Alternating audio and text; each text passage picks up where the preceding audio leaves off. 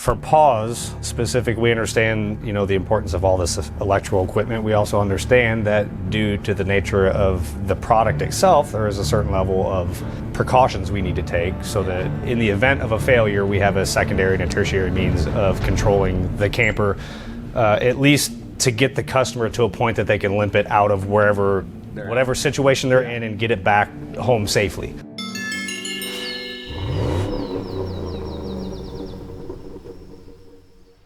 Okay, what's up everyone? We went from Victron this morning. The guys, Brian, came over and educated us. Guy's super intelligent, knows everything about that system. Anyway, we wanted to kind of move over into some of the electronics, the components. One of the things that makes the Pause so unique is the Garmin system. And we actually have a Garmin representative. You want to introduce yourself? Yep. My name is Matt Finke. I'm a field service engineer with Garmin. I've been on the job since about August. I've been working mostly with this Pause project. Super excited about it. It's incredible. That's the only way to describe it. It is absolutely incredible. Now, you were mentioning a minute ago that Garmin doesn't really have an RV division yet because no RVs are using it. So what department or division? So we fall under the control of Garmin Marine, which is where a lot of these products that you see here with the digital switching gets its origins from. A lot of the stuff from the marine world transferred over to the RV world just because they're using same kind of voltages, 12, 24, 36 volts. Okay. That's what all this stuff is designed for. And the inspiration for what we're doing here came from some of the yachts that we already have our equipment in. We've gotten into some of this already with the Renegade Icon Class A motorhome made up in Bristol, just north of here. This is $1 million. This is a very high-end RV. It's top of the top. They are just absolutely beautiful. Yeah, so this is like pretty premium stuff for on-road, and then obviously we all know the marine yacht industry can go all the way into $100 million. Right? So we've had a very similar system in the Renegade Icon. We do have some of our equipment in about 24 other manufacturers, but typically what that is usually just a P&D and a dock, or some of the other motorhomes around here have the 15-inch Garmin display. And really it's just a display for navigation and viewing cameras. Yeah. Some of them do have a little bit of basic digital switching where they're able to control items on the coach, but really this coach, the Pause, and the Renegade are the two that utilize the Bus switching units to their fullest potential. Okay. And they both do about the same thing to varying degrees. Where the Renegade really goes a step above and beyond, the Pause kind of does too, but just in its own way. We're talking about apples and oranges here. You have $1 million home on wheels versus an overland coach. So they're not going to do the same thing. Yeah, but they're going to function similarly with the equipment. But essentially you're getting a system that Renegade is putting in $1 million+ motor coach, and you're putting the same system in a travel trailer. A very similar system. Once again, Garmin owns Bus. They're based out of Sweden, and they're the manufacturers of these switching units. For this installation, we only use two. There's a Connect 50 and an HPR, whereas the Renegade has 9 total modules. Oh wow! So pretty crazy system. Absolutely. So you mentioned something about these wirings? You said these are a marine. This is just a throwback to the marine industry, and it just kind of gives you an idea of where all of this got its inspiration from. These are NMEA cables, National Marine Electronics Association. These are found all across the boating world. And these are just means of communication between the different modules. They're meant to be in rugged environment. They're meant to be on the ocean, wet, humid. Yes, yeah. Yeah, getting rattled and jostled around. Now with the yachts, you see a lot more sealed switches. You see stuff that is certified for marine use. Yeah. But they utilize the same cables. That's the same. Yeah. Same stuff that we're putting in here. Yeah. But reliability, they have to be pretty high on the reliability. Absolutely. Right? Yes. That's one of the things that we experienced here at ROA. When we first saw the Garmin system, I was kind of like, oh, that's cool. Like I used to use a Garmin GPS in my car 20 years ago.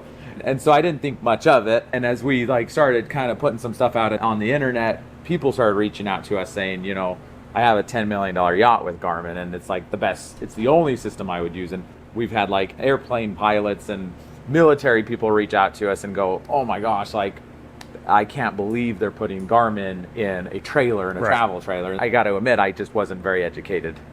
Garmin's really only been in the RV world for about 5 years, and really they've kind of eased into it. What we're seeing here is pretty much where we've put the bar at.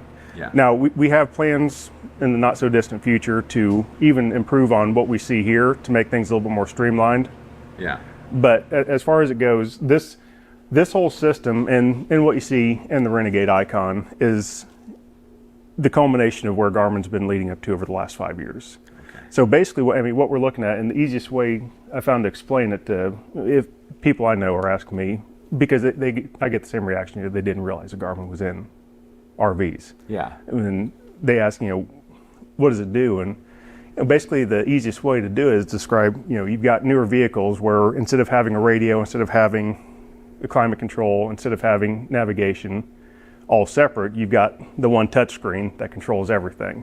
Which is really... And that's what this is. So this whole system is essentially the trailer put on a big wall. Yes. We have our lights, radio and everything, but this is actually the tablet that goes in the trailer itself. And then, but you can take this tablet off and it comes with a secondary mount. Yeah, there's a suction mount. You can put this in your tow vehicle. When you put it in your tow vehicle, now this is your navigation. It's equipped with an overland GPS card so that it gives you more than just improved highways and interstates. When you're in your tow vehicle, you will have the ability to control your suspension height. Yeah. So as you're getting off-road, you can raise, lower it depending on what you need. Once you get back on road, you can set your airbags to a pressure that's most comfortable for your ride. You can set them too. Also, yes. Like your... Yep, you have your presets. Okay. But you can get out on the road. You can set it to a comfortable and safe. Keyword is safe. Yeah. Ride height. And the airbags will give you stability, improved tow experience. It's all controlled through this. The tablet will be communicating with the Wi-Fi Ranger router. Okay. And so long as you have communication with this router, you'll be able to control everything on this tablet.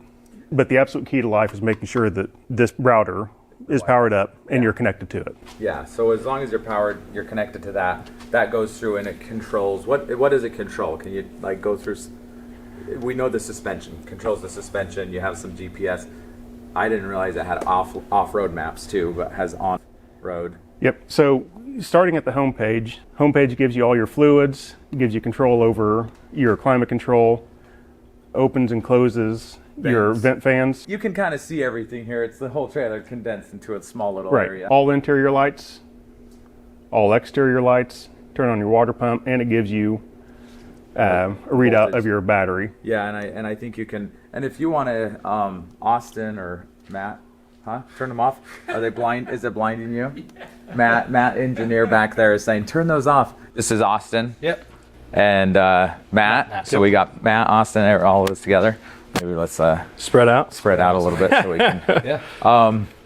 This is a really neat system, how it just operates and controls everything. And what's one of the reasons why you put everything up here? This thing has kind of saved my rear end a few times already with just little minuscule things. So the intent behind these boards are kind of twofold. One is for situations like this, we can educate dealers as they come in. We can, when retail customers, if they come through, we can just show them, the nuts and bolts of everything. But from a service and a technician standpoint, it's nice to be on the phone with a customer and they let their Wi-Fi router doesn't have power.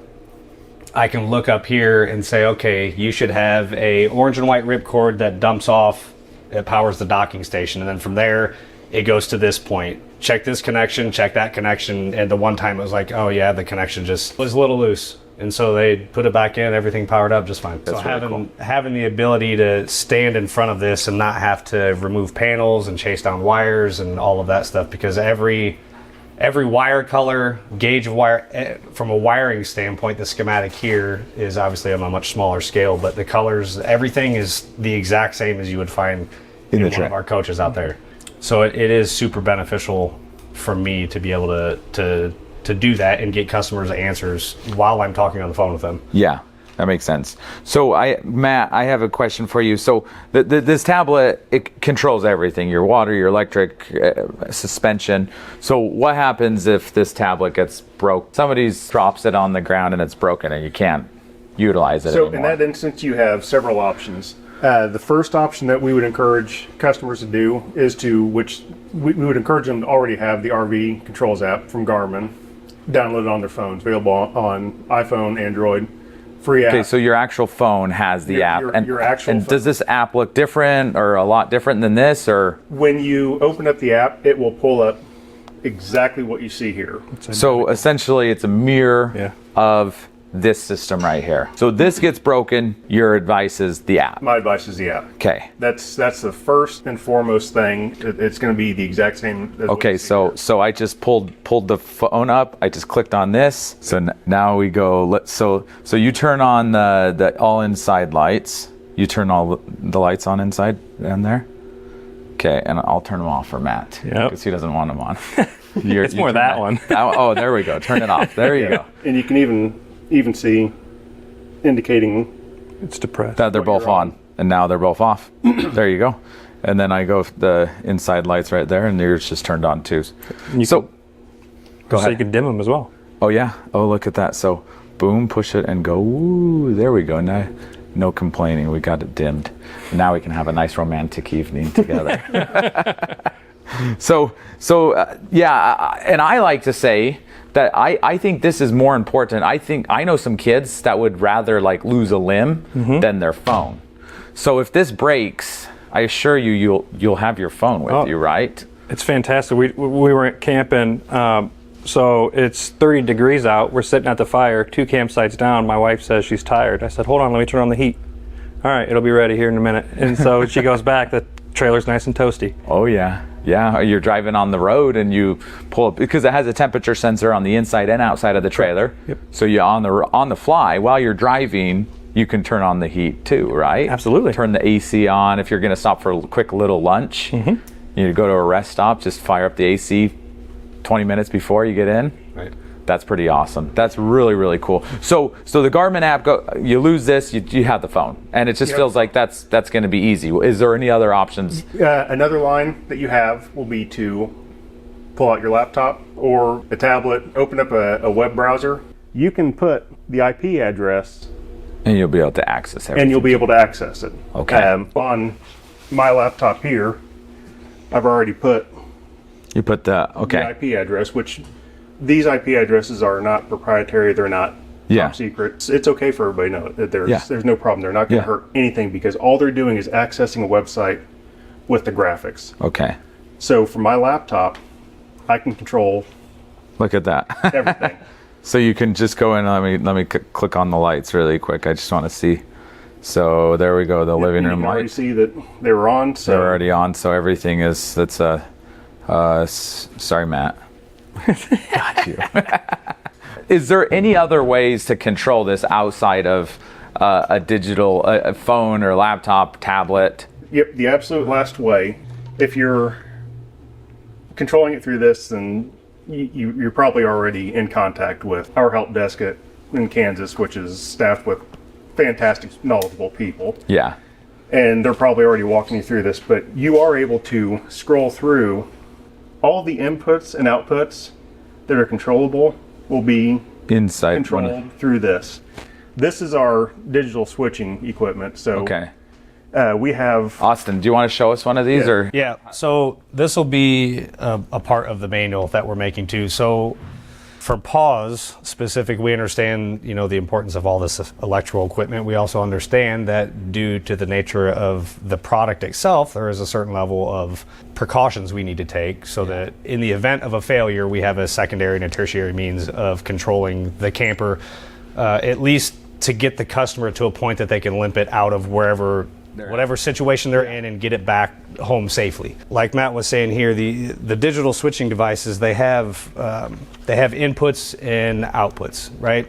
So we have a laundry list of things here from the Connect 50 and then from the HPR that can be turned on and off.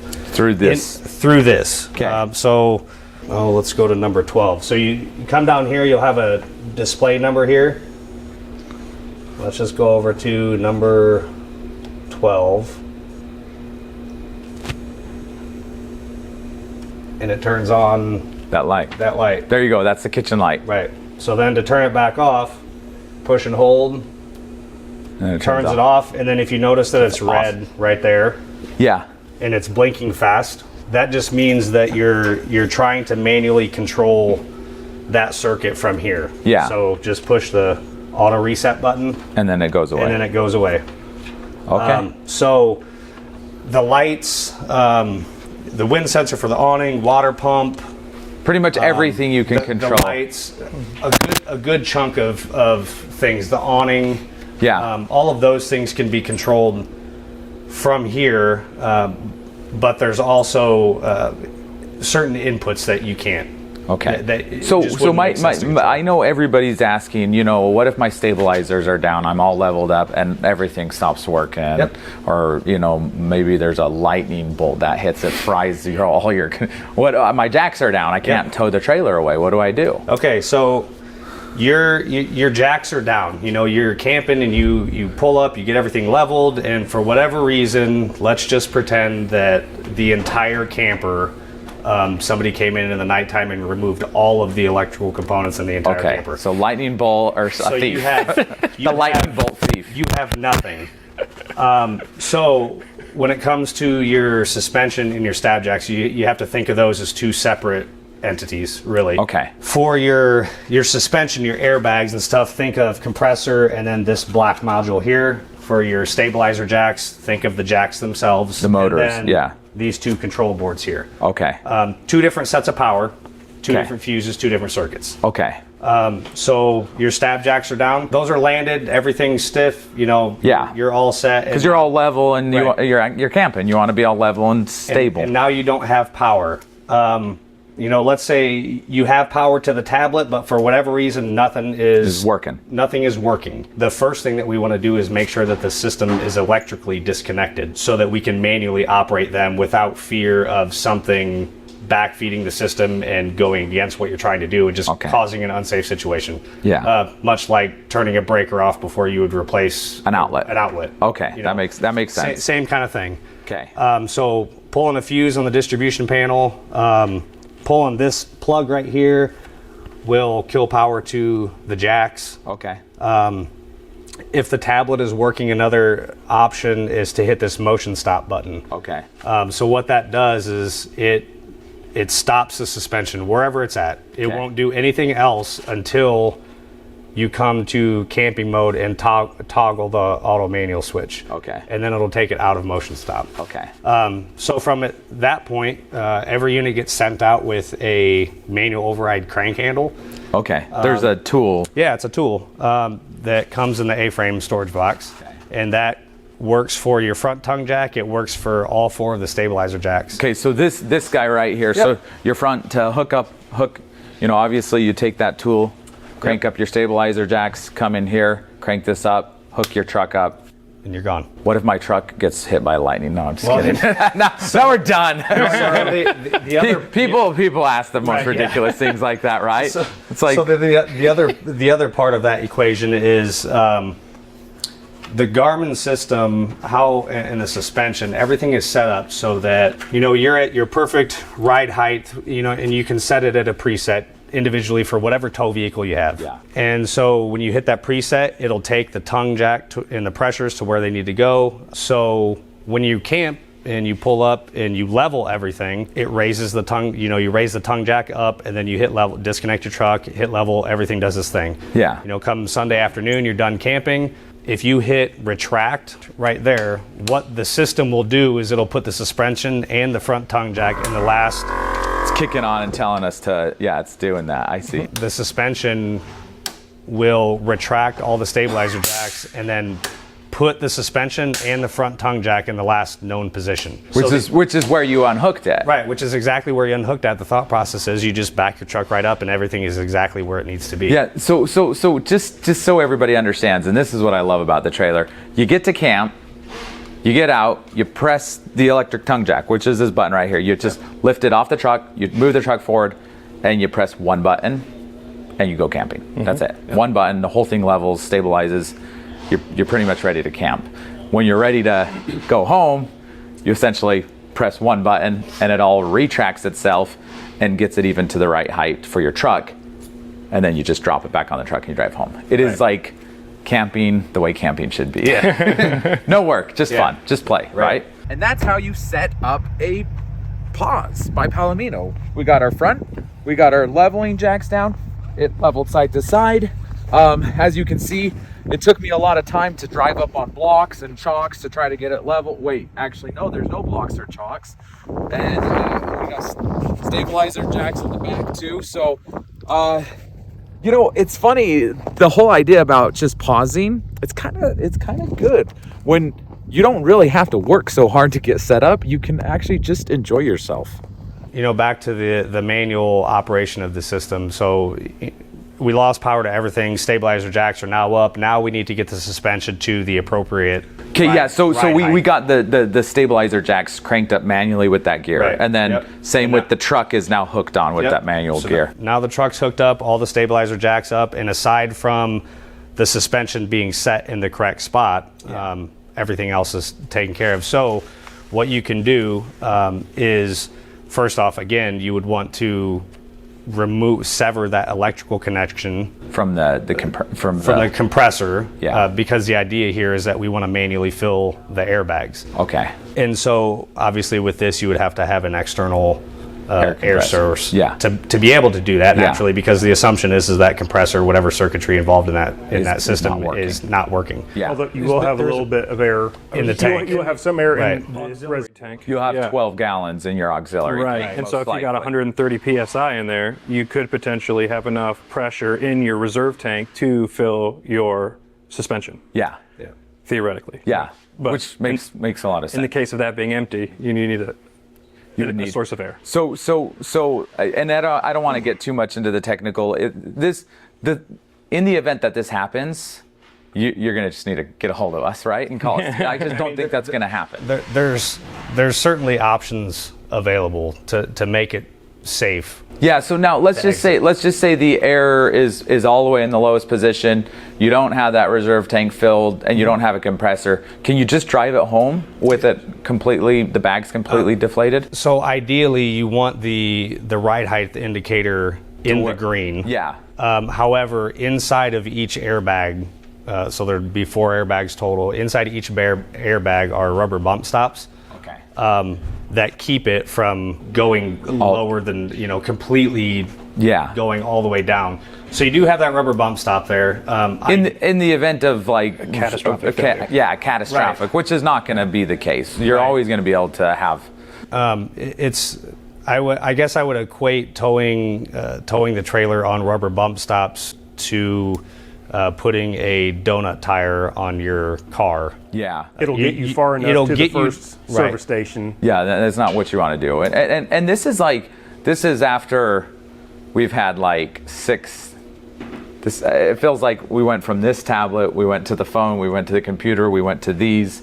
You know what I mean? It's just like there's so many different. A lot of people have been asking these questions. This is the question that everybody. Well, what if this breaks? What if that breaks? What if this? And it's just like the reality is. First of all, I like to say Garmin is a reputable company that has been putting their stuff. How long has Garmin been around? I don't know how long it's been around.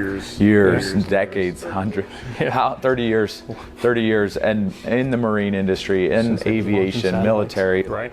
I'm just not.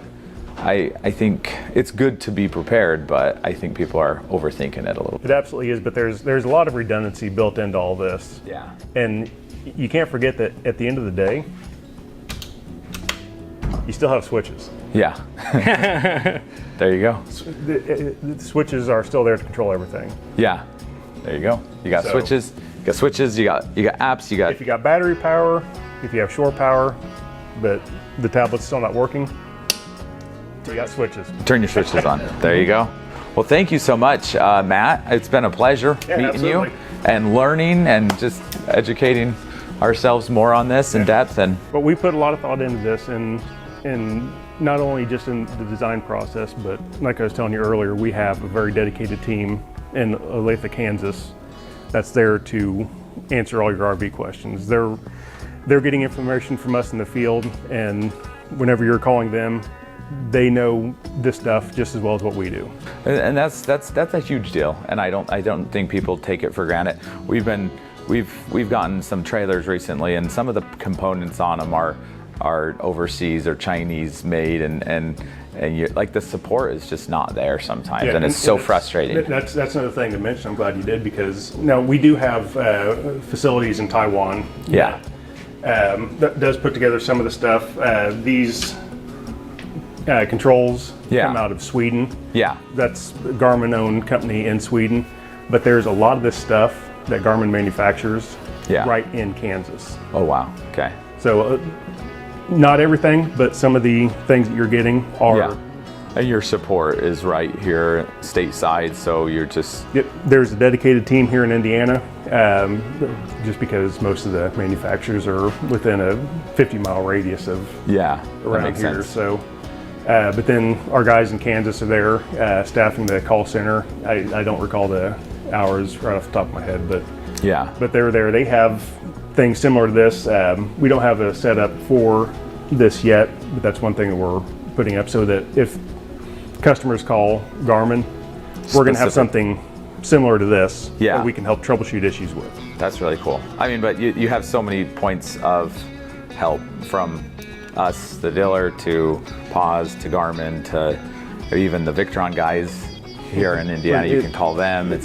Not lying, this is a very complicated system. Yeah. It is, and everything needs to be working correctly in order for the experience to be good across the board. But with the advanced technology, you have to have advanced support, and I feel that between what we have, what they've got here, I'm not sure that there's much that we couldn't troubleshoot standing right here.